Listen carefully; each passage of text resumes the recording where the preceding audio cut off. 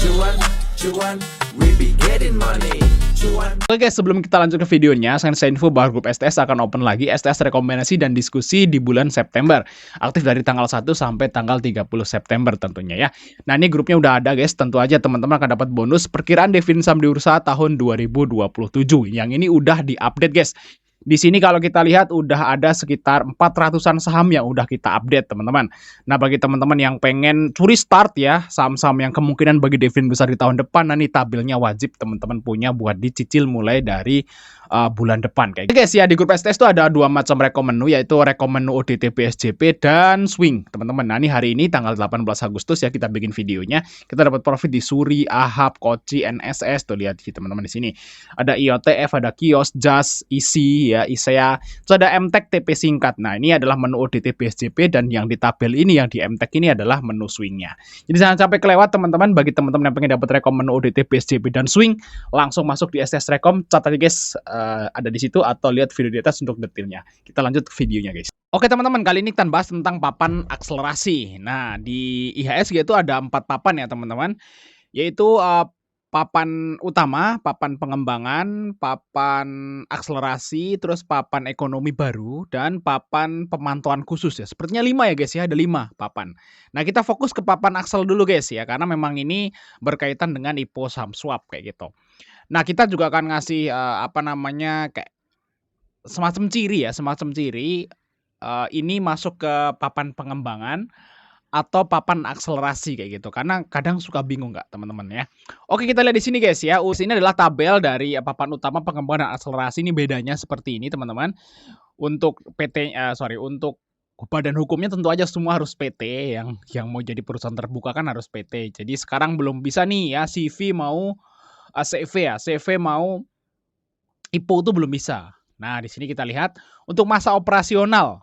Kalau mau jadi papan utama itu harus berdiri dulu lebih dari 36 bulan, lebih dari atau sama dengan 36 bulan. Jadi kalau perusahaan yang baru nih, ya misalnya baru berdiri itu mungkin 20 bulan gitu atau setahun 12 bulan itu belum bisa masuk papan utama guys kayak gitu. Nah, kalau perusahaan yang baru misalnya baru berdiri kurang lebih setahun gitu ya, kok kurang lebih dari sama dengan setahun, nah itu bisa tuh masuk papan pengembangan kayak gitu teman-teman. Nah, kalau papan akselerasi itu misalnya sekarang berdiri gitu ya, besok bisa IPO kayak gitu maksudnya guys. Nah, terus laba usaha di sini 1 tahun terakhir. Jadi kalau mau masuk papan utama itu wajib untung. Nah, kalau papan pengembangan dan papan akselerasi itu boleh rugi guys.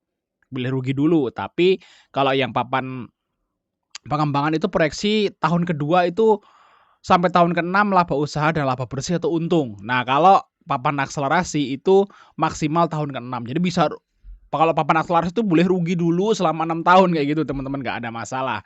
Kalau papan pengembangan tuh diproyeksikan 2 tahun tuh udah untung. Nah, teman-teman lihat di sinilah perbedaannya seperti ini guys. Ya, ini adalah ciri-ciri dari papan aksel, pengembang dan utama. Nah, intinya kalau teman-teman secara global kayak gitu ya.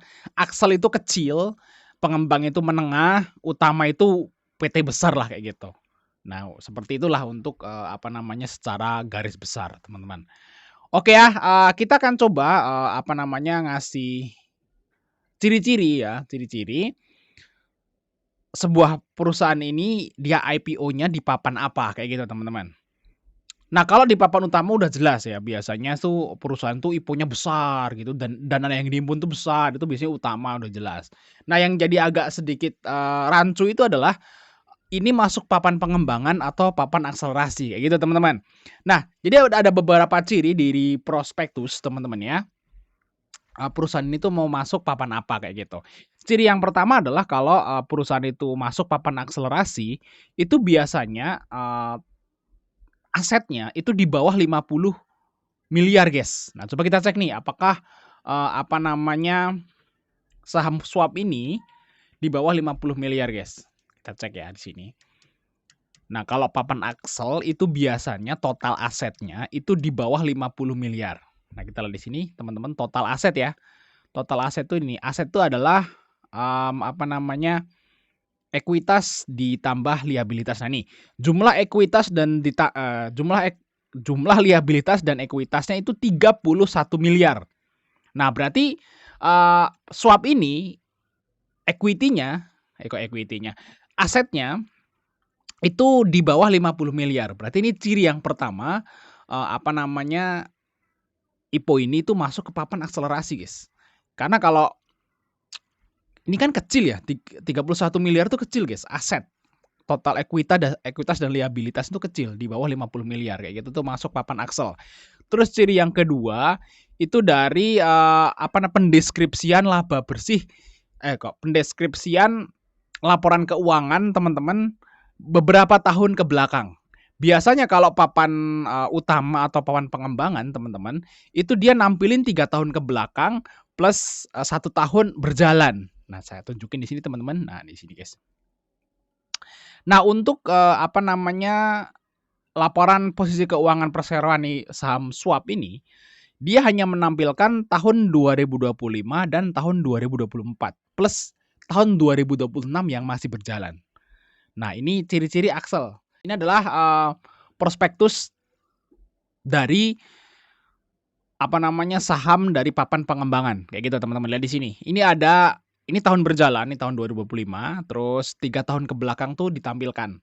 2022, 2023, 2024 dan 2025 itu berjalan.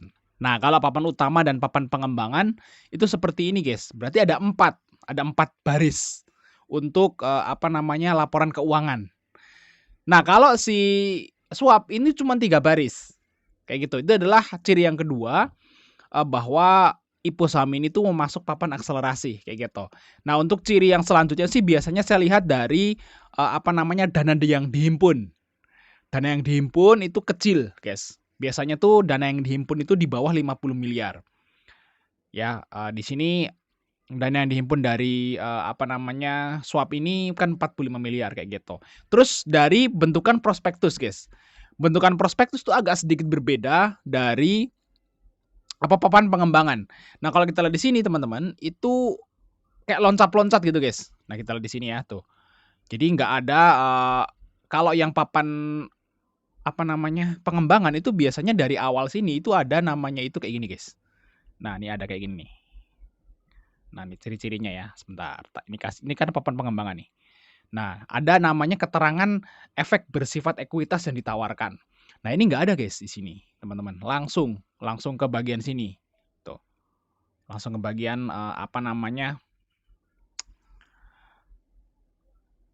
pemilik kayak gitu, guys, atau pemegang saham. Oke ya, terus masalah ini dari penyampaian dari ekuitas, liabilitas tuh misah-misah, guys. Kita lihat di sini ya tuh. Ini ekuitasnya di sini, terus kita lanjut di sini liabilitasnya misah lagi ya gitu ya. Agak sedikit beda lah. Kalau misalnya kalian suka suka ngoprek-ngoprek ya atau ngebahas prospektus itu pasti agak lain kalau IPO ini itu papan akselerasi kayak gitu, guys. Jadi penempatan dari urutan-urutannya tuh agak berbeda karena saya kan tiap IPO kan saya baca gitu ya. Jadi saya tahu oh ini beda nih, ada agak sedikit beda kayak gitu dari formatnya kayak gitu, teman-teman. Nah, itu guys ciri-cirinya, guys. Ciri-ciri IPO ini masuk ke papan apa. Nah, kalau ciri-ciri papan akselerasi itu tadi asetnya kurang dari 50 miliar. Terus yang kedua itu laporan keuangannya itu cuma 3 lajur. Ya, kayak gitu. Terus selanjutnya nilai emisinya itu kecil. Terus selanjutnya ya ini dari format penulisan prospektus itu berbeda dengan papan pengembangan dan papan utama. Kayak gitu teman-teman ya. Thanks sudah nonton, sampai ketemu di video berikutnya.